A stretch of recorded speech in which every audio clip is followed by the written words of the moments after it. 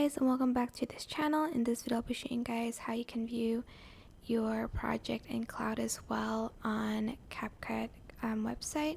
So you're just going to simply select the edit video online tab and you can log in first, and to view projects, here is where all of your projects will be.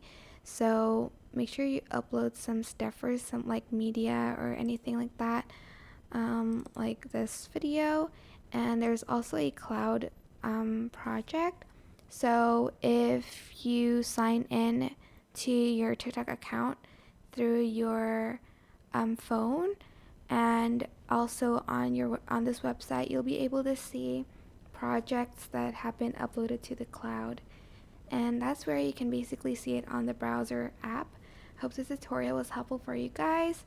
Don't forget to like, comment, share, and also subscribe to this channel if you haven't done that already. If you have any questions, just leave it in the comment section down below, and I will try my best to answer them all for you guys.